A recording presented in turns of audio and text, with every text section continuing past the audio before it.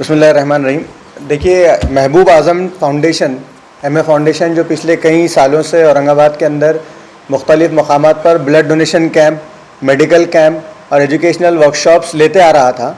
ये मेरे साथ जो बैठे हुए हैं ज़ुबैर लाला, ये वाइस प्रेसिडेंट हैं और मुश्ताक भाई ये ट्रेज़रर हैं और शमीम भाई ये जो है सेक्रेटरी हैं इस फाउंडेशन के और ज़हीर भाई जो है कोर कमेटी के मेंबर हैं।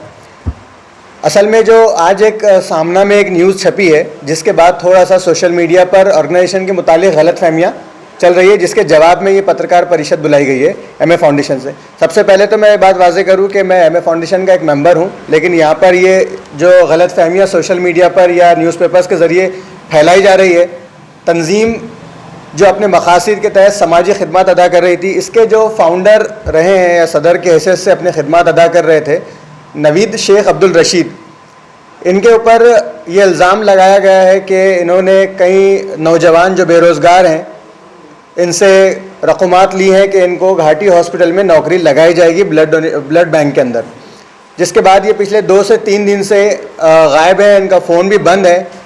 और सबसे अहम बात यह है कि इसके अंदर इस इलाके के 10 से 15 नौजवान बेरोज़गार शामिल हैं। इन इल्ज़ामात के चलते कोर कमेटी की एक मॉर्निंग में बैठक ली गई। मीटिंग के बाद ये फ़ैसला लिया गया कि इस मैटर से फाउंडेशन का या फाउंडेशन के किसी भी सदस्य का कोई ताल्लुक़ नहीं है। ये नवीद भाई का अपना ज़ाती मामला है जो उन्होंने वहाँ पर घाटी हॉस्पिटल में बहैसियत नौकरी अदा करते हुए ये काम किया है। ये उन्होंने फ्रॉड किया है या लोगों के पैसे डुबाए, ये उनका अपना ज़ाती मामला है। फाउंडेशन का या फाउंडेशन के कोई भी पदाधिकारी का इससे लेना देना नहीं है। सबसे अहम बात इसके अंदर ये है कि कोर कमेटी की मीटिंग के बाद ये फ़ैसला लिया गया है कि नवीद भाई को सदर के ओहदे से हटाया गया और अब उनका फाउंडेशन से कोई ताल्लुक़ नहीं रहेगा। सर, जैसा आपने जानकारी दी कि वो घाटी में कार्यरत थे या है, तो आप बता पाएंगे कि वो सरकारी में थे या प्राइवेट लेवल पे थे? देखिए, वो फिलवक्त गवर्नमेंट हॉस्पिटल में जहाँ पर काम कर रहे थे घाटी में, वो परमानेंट नहीं थे। अभी उस मामले में वो बेहतर जानते हैं कि वो परमानेंट थे या न थे, उन्होंने लोगों से कितने पैसे लिए, क्या पैसे लिए। फाउंडेशन के ओहदेदारान होने की हैसियत से हम भी इस बारे में कोई बहुत ज़्यादा टिप्पणी नहीं करना चाहते, लेकिन नए सदर के तौर पर कमेटी ने ज़ुबैर लाला को मुंतखब किया है और नायब सदर की हैसियत से मिर्ज़ा शमीम बेग साहब का इंतखाब अमल में आया है। जैसा आपने कहा कि उन्होंने बड़ी बड़ी रकमात ली है और जैसा आपसे जानकारी मिली है तो 40 से 45 लाख का आंकड़ा बनता है, तो इतना बड़ा मतलब ये घटना होने के बाद, ये कांड होने के बाद, तो आपकी किसी जिम्मेदार को इसके बारे में पता नहीं चला? सर देखिए, सबसे अहम बात इसके अंदर ये है कि जो है सदर बहुत काबिल, सदर का जो ओहदा होता है बहुत काबिल ओहदा होता है, काबिल एतमाद ओहदा होता है। इसमें हमारे जो अभी सदर के हैसियत से चुने गए हैं ज़ुबैर लाला, इन्होंने भी गवर्नमेंट नौकरी के लिए घाटी हॉस्पिटल के ब्लड बैंक में नौकरी के उम्मीद से उन्हें अपनी रकम उन्होंने भी दी थी। इसमें ज़ुबैर भी शामिल है, जिसमें शमीम बेग साहब के फ़र्जंद से भी जो है रकम ली गई है। तो ये जो माहौल एतमाद में लिया गया था उन्होंने, तो इस पर किसी को शक ही नहीं था और कोई इस बात से वाकिफ़ ही नहीं था कि इस तरीके का कांड हो सकता है।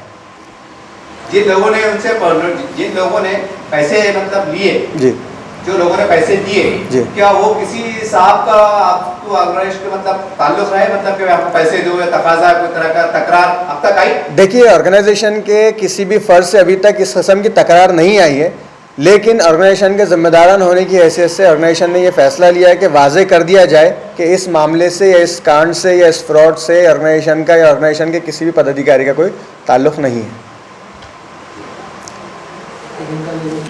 अस्सलाम वालेकुम, मैं MA फाउंडेशन का नया सदर हूँ।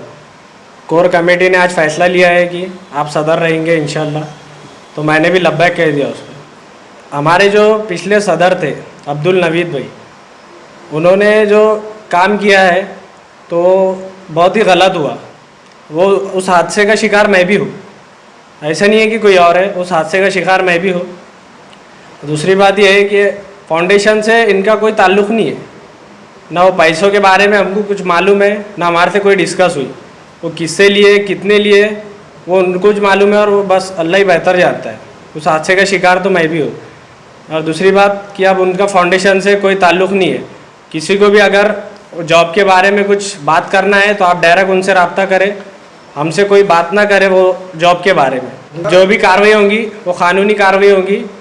इस मुताबिक हमसे कोई बात ना करे कि ये क्या मैटर है, क्या है, वो हमको कुछ पता नहीं है वो चीज़ का। इस तरह से आपने एमए फाउंडेशन के तमाम जिम्मेदारों को सुना और नए सदर के बात को सुना, और हम भी एसडीएम न्यूज़ चैनल के माध्यम से तमाम ऐसे युवा, पढ़े लिखे युवा हो सकते हैं कि वो उस सदर के संपर्क में आए हो जिनका नाम अब्दुल नवीद भाई बताया जा रहा है, तो हमारी उनसे कृपा करके अपील है, उनसे विनंती है कि आप रुक जाए। ये हम आपको बचाने का प्रयास कर रहे हैं, और हमने भी पूरी चौकसी की है, पूरी जांच पड़ताल की है कि, और उन्होंने भी कही दिया है कि एमए फाउंडेशन से उनका नाम ना जोड़ा जाए। एमए फाउंडेशन अब अलग है, और इस घटनाक्रम से, इस घोटाले से, इस भ्रष्टाचार से उनका कोई लेना देना नहीं है। हम फिर एक बार अपील करते हैं तमाम ऐसे युवा जिन्होंने पैसे दिया है या पैसे देने का शिकार हुए हैं, वो इनफरादी तौर से, जाती तौर से संपर्क करें, और एमए फाउंडेशन का से कोई ताल्लुक नहीं है, जैसा इन्होंने बयान भी दिया है, और यही हम आपसे अपील करते हैं।